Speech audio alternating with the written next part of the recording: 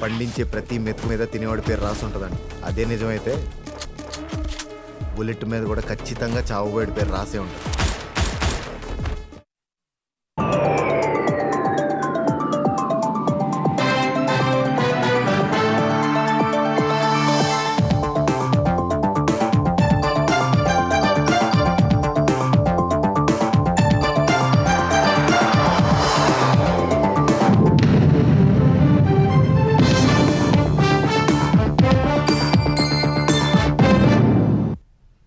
నమస్కారం, ETV news కు స్వాగతం. ముందుగా ముఖ్యాంశాలు. ఏపీలో ప్రతి భూ సమస్యకు పరిష్కారం చూపుతామన్న చంద్రబాబు. 7 నెలల్లో రాజముద్రతో పాస్ పుస్తకాల పంపిణీ పూర్తి చేస్తామని ప్రకటన. గొడ్డలిపాటి విధానమే విధ్వంసమన్న చంద్రబాబు. అభివృద్ధికి అడ్డుపడే వారిని ఎట్టి పరిస్థితుల్లో ఉపేక్షించబోనని మరోసారి హెచ్చరికలు. వైసీపీ నేతలు శ్రీవారి నామాలను అపహాస్యం చేస్తున్నారన్న పవన్. చట్టపరంగానే ముందుకు వెళ్లాలని పార్టీ నాయకులకు ఆదేశాలు. సమృద్ధిగా వర్షాలు కురవాలంటూ తెలంగాణ సర్కార్ వరుణ యాగం. నాగార్జున సాగర్లో నిర్వహణ, పూర్ణాహుతి ఇచ్చిన సీఎం.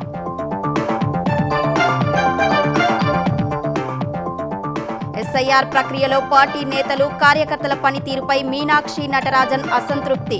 దూరంగా ఉన్నవారికి పదవులు ఉండబోవని హెచ్చరిక. గద్వాల జిల్లా ఎక్లాస్పూర్లో మెడుకో ప్రియాంక అంత్యక్రియలు పూర్తి. మృతికి కారణమైన వారికి కఠిన శిక్ష పడేలా చూస్తామన్న ఏపీ సర్కార్.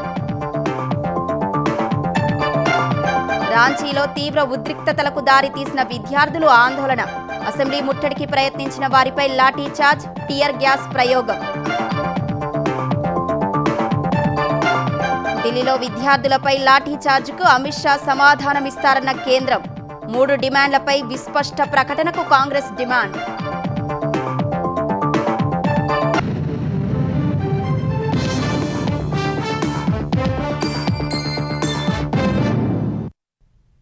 ఆంధ్రప్రదేశ్లో ప్రతి భూ సమస్యకు పరిష్కారం చూపే వరకు విశ్రమించబోమని సీఎం చంద్రబాబు స్పష్టం చేశారు.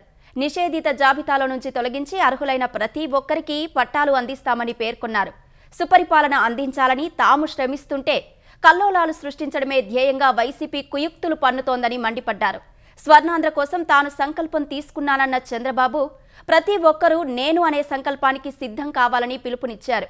అభివృద్ధికి ఎవరు అడ్డొచ్చినా తొలగించుకుంటూ వెళతామని హెచ్చరించారు.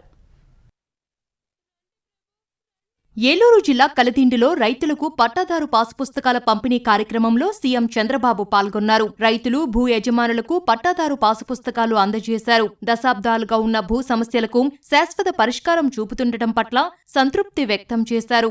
7 నెలల్లో రాష్ట్ర వ్యాప్తంగా అన్ని సమస్యలు అధిగమించి రైతులందరికీ పాసు పుస్తకాలు అందజేస్తామని స్పష్టం చేశారు.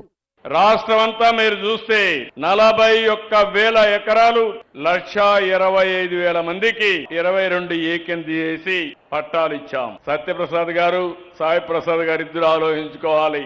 68 లక్షల మందికి పట్టాలు ఇచ్చే వరకు మిమ్మల్ని వదిలిపెట్టనని మరొక్కసారి వారిద్దరికి గుర్తు చేస్తున్నారు. రైతాంగాన్ని ఆదుకోవాలని ₹1.50 కరెంట్ ఇస్తారనే మాట నిలబెట్టుకున్నాం. 10 ఎకరాలైనా పర్వాలేదు, జోన్ నాన్ జోన్ లేదు.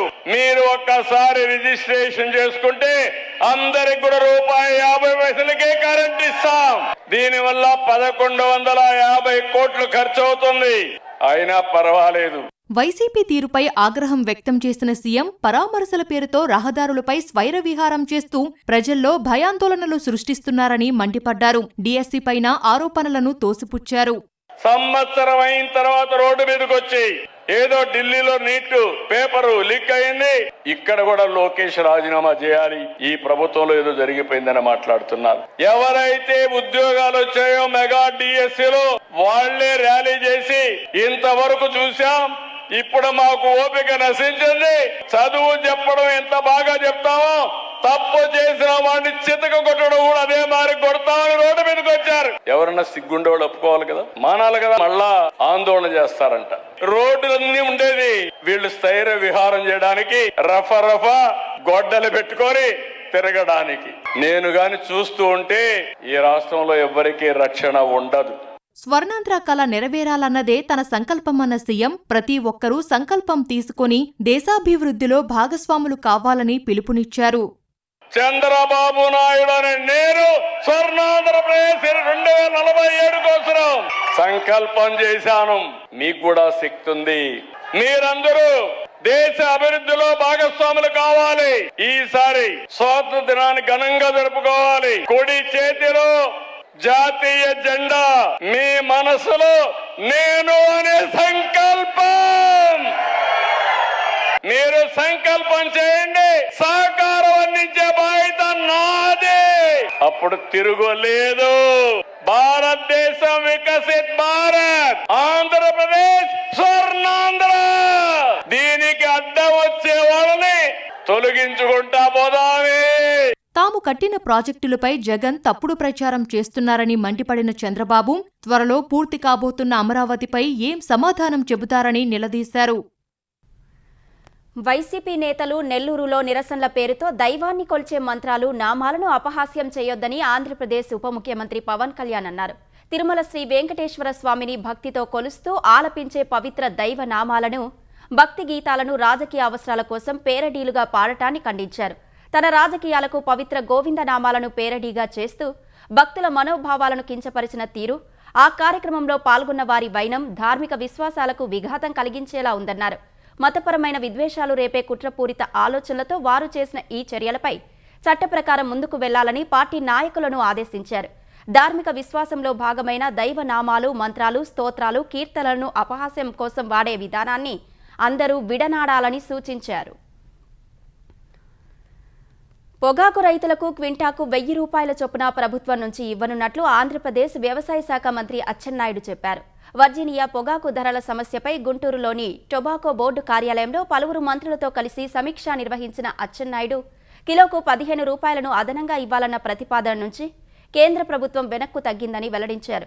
ఏపీలో ఒక్కచోట ధర పెంచితే ఇతర రాష్ట్రాల్లో ఇబ్బందులు వస్తాయని చెప్పిందన్నారు.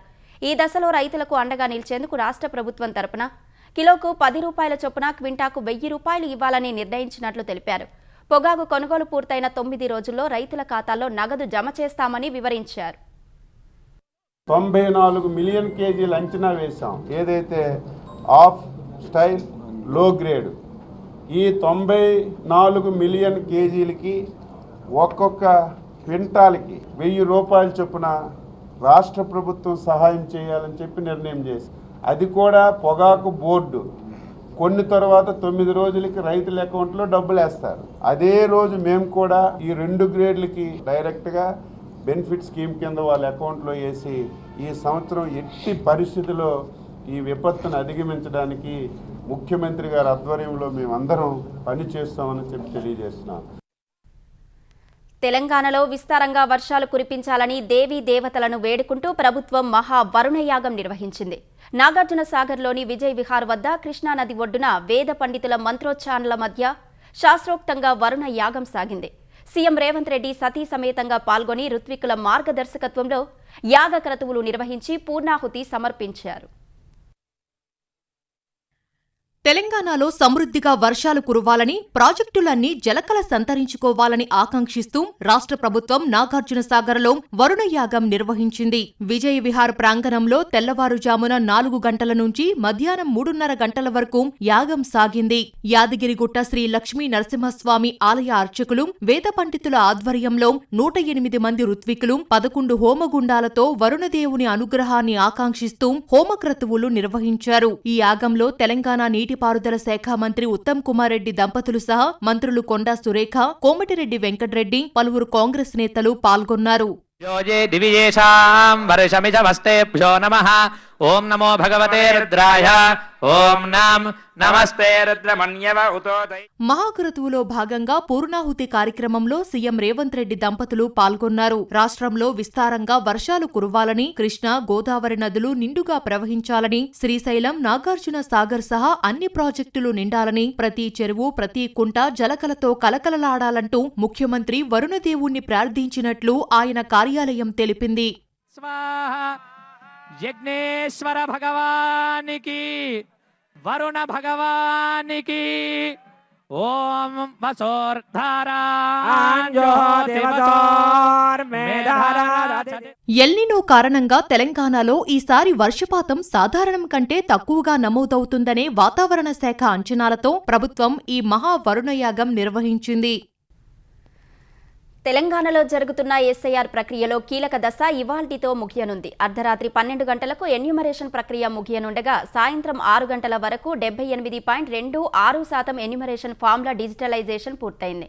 ఈ నేపథ్యంలో తెలంగాణ వ్యాప్తంగా సుమారు 21% ఓట్లు తగ్గిపోయే అవకాశం కనిపిస్తోంది. ప్రస్తుతం రాష్ట్ర వ్యాప్తంగా 3,38,26,448 ఓటర్లు ఉండగా ఒక్క జిల్లాలో కూడా 100% ఎన్యూమరేషన్ పూర్తి కాలేదు.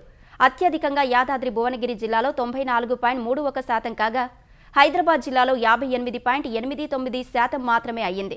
హైదరాబాద్, మేడ్చల్, రంగారెడ్డి జిల్లాలో దాదాపు 40 లక్షల ఓట్లు తగ్గే అవకాశం ఉంది. ఈ నెల 17న ఓటర్ల జాబితా ముసాయిదాను ఈసీ ప్రకటించనుంది. ఈ నెల 17 నుంచి సెప్టెంబర్ 16 వరకు అభ్యంతరాలు, క్లెయిమ్లను స్వీకరించనుంది. ఈ నెల 17 నుంచి అక్టోబర్ 15 వరకు వాటిని పరిష్కరించి అక్టోబర్ 19న తుది ఓటర్ల జాబితా ప్రకటిస్తుంది.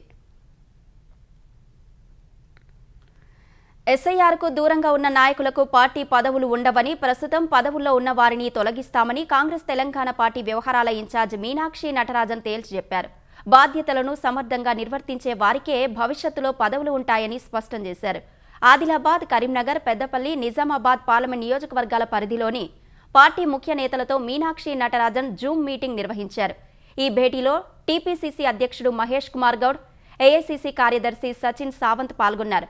ఎస్ఐఆర్ ప్రక్రియలో ఎన్యూమరేషన్ ఫారాల సమర్పణ గడువు తెలంగాణలో ఇవాల్టితో ముగియగా ఆయా పార్లమెంట్ నియోజకవర్గాల పరిధిలో ఓటర్ల నమోదు, ఫారాల పంపిణీ, ఎన్యూమరేషన్ ప్రక్రియ, పార్టీ శ్రేణుల భాగస్వామ్యంపై మీనాక్షి ఆరా తీశారు. ఈ ప్రక్రియలో పార్టీ నేతలు, కార్యకర్తలు ఆశించిన స్థాయిలో పనిచేయలేదంటూ మీనాక్షి నటరాజన్ అసంతృప్తి వ్యక్తం చేసినట్టు తెలిసింది. హైదరాబాద్ రాయదుర్గంలో ప్రతిపాదించిన పీఎం ఏక్తా మాల్ టెండర్ల ప్రక్రియలో భారీ అవినీతి చోటు చేసుకుందని బీఆర్ఎస్ కార్యనిర్వాహక అధ్యక్షుడు కేటీఆర్ ఆరోపించారు. ప్రజా భూములను, కేంద్ర ప్రభుత్వ నిధులను ప్రైవేటు డెవలపర్కు దోచిపెట్టేలా రేవంత్ రెడ్డి ప్రభుత్వం నిబంధనలు మార్చిందని మండిపడ్డారు. ఈ మేరకు కేంద్ర ఆర్థిక శాఖ మంత్రి నిర్మలా సీతారామన్కు లేఖ రాశారు. రాయదుర్గంలోని ఎంతో విలువైన 6.3 ఎకరాల ప్రభుత్వ భూమిలో 2,059 కోట్ల అంచనా వ్యయంతో పీఎం ఏక్తా మాల్ నిర్మాణానికి టెండర్లు పిలిచారని కేటీఆర్ తెలిపారు. ప్రభుత్వ భూమి, ప్రజాధనంతో చేపడుతున్న ఈ ప్రాజెక్టులో సర్కారుకు 9 లక్షల చదరపు అడుగుల స్థలాన్ని మాత్రమే కేటాయించి ప్రైవేటు డెవలపర్కు మాత్రం ఏకంగా 18 లక్షల చదరపు అడుగుల స్థలాన్ని కట్టబెడుతున్నారని ధ్వజమెత్తారు. ఈ ప్రాజెక్టు కోసం కేంద్ర ప్రభుత్వం 202 కోట్ల నిధులు మంజూరు చేసిందని, కేంద్రం నుంచి వచ్చే 200 కోట్ల వడ్డీ లేని శాస్కీ రుణాన్ని సైతం ప్రైవేటు డెవలపర్కు మళ్లించేలా షరతులు మార్చారని కేటీఆర్ లేఖలో పేర్కొన్నారు. తక్షణమే ఈ టెండర్లను రద్దు చేసి ప్రైవేట్ సంస్థ చేతికి నిధులు వెళ్లకుండా నిలిపివేయడం సహా స్వతంత్ర విచారణ జరిపించాలని కేటీఆర్ డిమాండ్ చేశారు. పాలమూరు రంగారెడ్డి ప్రాజెక్టును జాతీయ ప్రాజెక్టుగా ప్రకటించే ప్రతిపాదన ఏదీ తమ వద్ద లేదని కేంద్రం తేల్చి చెప్పింది. ఈ ప్రాజెక్టుపై కాంగ్రెస్ ఎంపీ రేణుకా చౌదరి అడిగిన ప్రశ్నకు లిఖితపూర్వక సమాధానాన్ని ఇచ్చిన కేంద్ర జలశక్తి శాఖ సహాయ మంత్రి రాజ్భూషణ్ చౌదరి ఒక నీటిపారుదల ప్రాజెక్టును జాతీయ ప్రాజెక్టుగా ప్రకటించడానికి గంగా పునరుజ్జీవ సలహా సంఘం ద్వారా సాంకేతిక, ఆర్థిక మదింపు జరపాల్సి ఉంటుందని చెప్పారు. పాలమూరు రంగారెడ్డి ప్రాజెక్టుకు కృష్ణా నదీ జలాల వినియోగం, అంతరాష్ట్ర జల వివాద అంశాలు ముడిపడి ఉన్నాయని కేంద్ర మంత్రి తెలిపారు. ఈ అంశం ప్రస్తుతం న్యాయస్థానం పరిధిలో ఉన్నందున పాలమూరు రంగారెడ్డి ప్రాజెక్టుపై సాంకేతిక, ఆర్థిక మదింపు సాధ్యం కాదని తెలిపారు. అందుకే ప్రాజెక్టుకు సంబంధించి సమగ్ర ప్రణాళికను తయారు చేయాలంటూ తెలంగాణ ప్రభుత్వం కేంద్ర జల సంఘానికి ఇచ్చిన డీపీఆర్ను వెనక్కి పంపినట్లు వివరించారు. పోలవరం ప్రాజెక్టు తొలి దశలో 41.15 మీటర్ల వరకు నీటిని నిల్వ చేసుకునేలా నిర్మాణ పనుల్లో పురోగతి ఉందని కేంద్ర ప్రభుత్వం తెలిపింది. రాజ్యసభలో బీజేపీ ఎంపీ ఆర్ కృష్ణయ్య అడిగిన ప్రశ్నకు జలశక్తి శాఖ సహాయ మంత్రి రాజ్భూషణ్ చౌదరి లిఖితపూర్వక సమాధానంలో పలు వివరాలు వెల్లడించారు.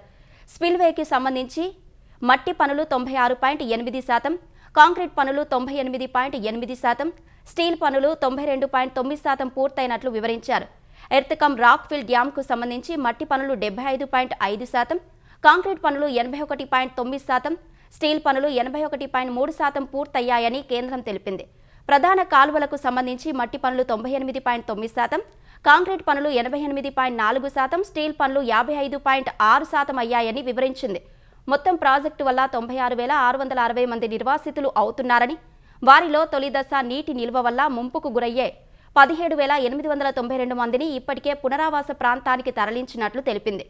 సహాయ పునరావాస చర్యల కోసం ఇప్పటి వరకు 1,373 కోట్లు ఖర్చు చేసినట్లు పేర్కొంది. ఇంకా 1,581 కోట్లు అవసరమవుతాయని వెల్లడించింది. 2026 మార్చి నాటికి ప్రాజెక్టు తొలి దశ పూర్తి చేయాలని లక్ష్యంగా పెట్టుకున్న గడువును మరో ఏడాది పాటు పొడిగించినట్లు తెలిపింది. జార్ఖండ్లో నియామక పరీక్షల నిర్వహణలో అవకతవకలపై సీబీఐ విచారణ జరపాలనే డిమాండ్తో రాంచీలో విద్యార్థులు చేపట్టిన ఆందోళన రణరంగంగా మారింది.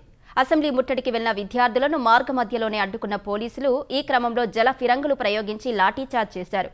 వివిధ మార్గాల్లో అసెంబ్లీ వైపు వెళ్లిన వేలాది మంది విద్యార్థులు డిమాండ్లు నెరవేరే వరకు పోరాటం ఆపేది లేదని తేల్చి చెప్పారు.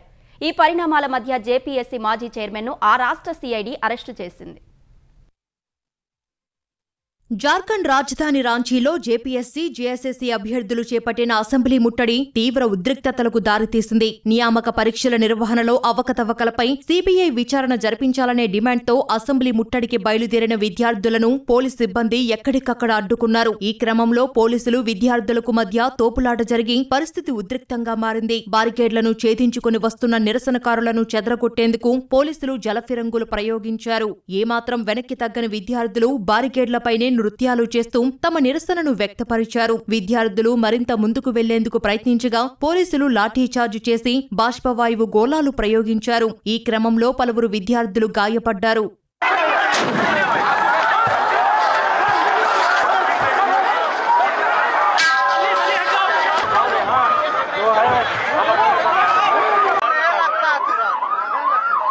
పీఎస్సీ, జేఎస్ఎస్సీ పరీక్షల్లో అవకతవకలపై కొన్ని రోజులుగా ఆమరణ దీక్ష చేస్తున్న జేఎల్కేఎం నేత దేవేంద్రనాథ్ మహతో 10.5 కిలోలు బరువు తగ్గినప్పటికీ అంబులెన్సులు వచ్చి ర్యాలీలో పాల్గొన్నారు. అసెంబ్లీ మార్గంలో బారికేడ్లు పెట్టడంపై అభ్యంతరం వ్యక్తం చేశారు. విద్యార్థుల భవిష్యత్తు దృష్ట్యా ప్రభుత్వం వారికి అనుకూలంగా సరైన నిర్ణయం తీసుకోవాలని డిమాండ్ చేశారు. విద్యార్థుల డిమాండ్లను నెరవేర్చే వరకు నిరాహార దీక్షను విరమించే ప్రసక్తే లేదని దేవేంద్రనాథ్ మహతో స్పష్టం చేశారు.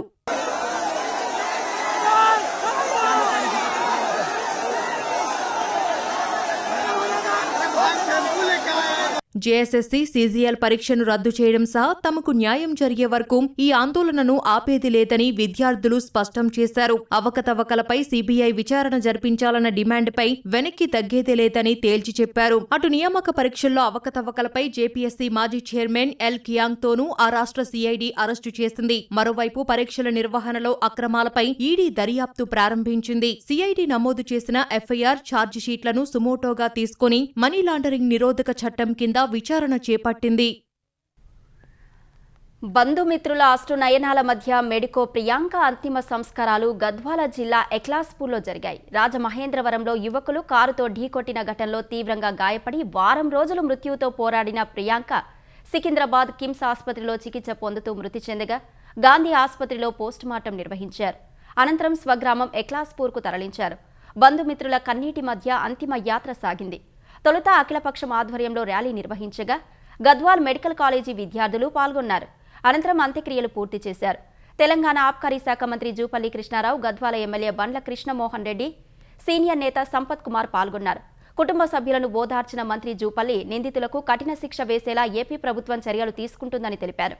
మరోవైపు ఎక్లాస్పూర్కు వెళ్లిన ఏపీ మంత్రి టీజీ భరత్ ఆంధ్రప్రదేశ్ ప్రభుత్వం ప్రకటించిన 20 లక్షల రూపాయల చెక్ను ప్రియాంక తండ్రికి అందజేశారు. ప్రియాంకను దారుణంగా హతమార్చిన వారిని కఠినంగా శిక్షించాలని ఆమె కుటుంబ సభ్యులు కోరగా తప్పకుండా చర్యలు చేపడతామని టీజీ భరత్ హామీ ఇచ్చారు. ఆల్ కల్ప్రిట్స్ కి కరెక్ట్ శిక్ష పడాలా, పక్కా కావాలనేదే వాళ్ళ రిక్వెస్ట్. కాంపన్సేషన్ గా ఇప్పుడే చెక్ హ్యాండ్ ఓవర్ చేయడం జరిగింది వాళ్ళ పేరెంట్స్ కి. 10 lakhs ప్లస్ మెడికల్ ఎక్స్పెన్సెస్ ఏమో అయినాయి, అవి కూడా రీయింబర్స్ చేయబోతున్నాము. పీజీకి సంబంధించిన సీట్ కి దాదాపు 10-15 లక్షల పైన ఖర్చు పెట్టారు సీట్ కోసము. ఆ డబ్బులు కూడా రిటర్న్ వాళ్ళకి వచ్చేలాగా చూసుకుంటాం. We will ensure perfect flow is there, perfect proofs are submitted to the court. శిక్ష పడేలాగా చూసుకునే బాధ్యత మేము పక్కాగా ఇస్తాం. నేతన్నల సేవలో పథకం కింద ఆర్థిక సాయం పొందకుండా మిగిలిపోయిన వారికి సాయం అందిస్తామని ఆంధ్రప్రదేశ్ బీసీ సంక్షేమ శాఖ మంత్రి సవిత చెప్పారు. సచివాలయంలో నేతన్న సేవలో పథకంపై సమీక్ష నిర్వహించిన మంత్రి సవిత ఇంకా మిగిలిపోయిన అర్హులను గుర్తించి అందరికీ 25,000 ఆర్థిక సాయం అందించాలని ఆదేశించారు. ఇటీవలే ముఖ్యమంత్రి చంద్రబాబు చేతుల మీదుగా 71,536 మందికి 25,000 చొప్పున ఆర్థిక సాయం అందించామని గుర్తు చేశారు.